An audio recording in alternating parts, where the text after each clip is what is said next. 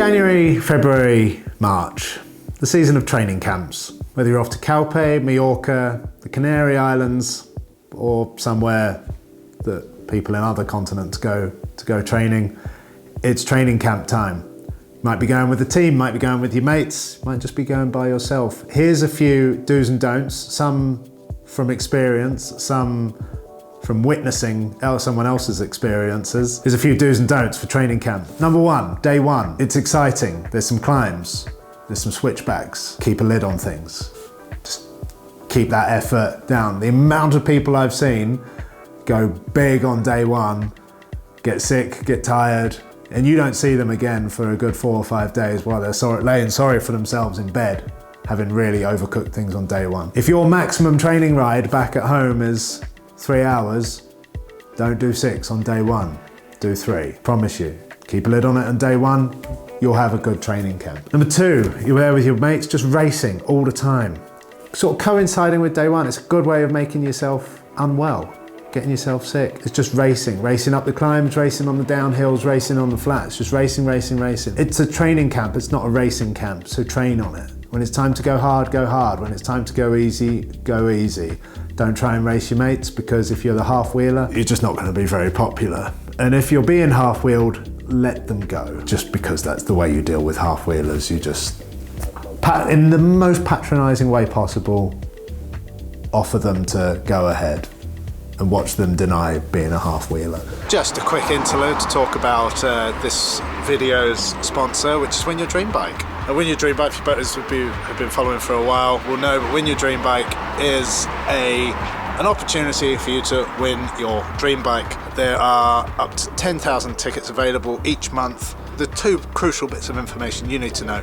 This month's dream bike, or this month's featured dream bike, is the BMC Team Machine SLR1. Everyone that I know, no one has ever complained, no pro has ever complained about being on a BMC. They're bloody good bikes. It's a great featured bike this month, but if road isn't your cup of tea, then there's gravel, mountain bike, e-bikes, pretty much everything except maybe cross bikes. We're out of cross season, so who wants a cross bike now? Second crucial bit of information is this month's featured charity is the Alzheimer's Society. And I think, so many people are affected by Alzheimer's, or whether it be because they have it or because they know someone that has it. It's pretty devastating, so it's great that is our featured charity this month. Everything you need is in the link in the description below. Like, great odds, some great prizes if you don't win the dream bike. Yeah, tickets are £5 a ticket, so yeah, everything you need below. And thank you, back to the video. Number three, we're on a trend here, overextending. If your maximum week at home is a 12-hour training week, don't try and fit 30 into 7 days, because there's a few things that are gonna happen. You're probably not gonna achieve it by the second half of the week.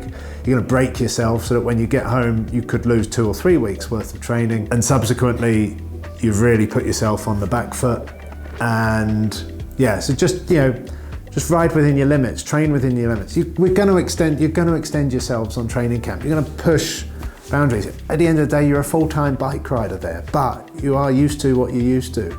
If you go out for one long ride a weekend, don't be surprised when you can't put 4 long rides back to back, day after day. So extend yourself, but ride within your limits. Next one, dieting. Don't try and diet on training camp. You're riding further, harder than you usually do, and that's gonna be an added stress, an added stimulus on your body that your body's gonna have to deal with. If you then put on it that you're trying to lose some weight and diet as well, your body's just gonna start failing, and you're not gonna achieve either. You get to a point where you need to inhale the fridge because you've just asked too much of your body, or your training's gonna suffer. So you're not really gonna get either out of, you're not gonna get either thing out of your training camp. So if you're there to train, don't try and diet, actually overfuel for your training, I would. If you come back from training camp a kilo heavier than when you left, and you've trained really bloody hard, I'd say you've done things quite right.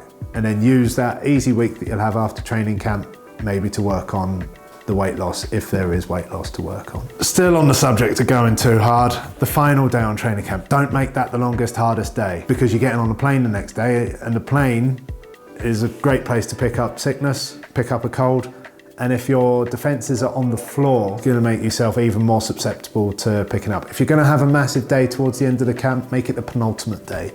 And then have a nice sort of 2 or 3 hours, 2, 3, 4 hours, but really steady on the final day, just to end the camp nicely. The next one is not being well equipped enough to go. Common mistakes people make, like get that bike packed well, because if you arrive there and the airline's broken it, then you're in trouble. Make sure someone within your group has a track pump. In fact, liaise with your group on who brings what and make sure everything is catered for. If you've got 7 riders, you probably don't need 7 puncture repair kits and 7 mini pumps. You need 2. You don't need 7 track pumps either. You need 1. So maybe talk amongst yourselves, work out who's bringing what, and that can be everything from bidons, nutrition, tools, pumps, puncture repair kits, spare tyres. On the subject of being well equipped, clothing. Even if you're going to somewhere like Mallorca, you saw the Mallorca Challenge recently, it looked like a UK winter. It looked worse than a UK winter. So get ready for every eventuality in terms of weather. Bring that rain jacket.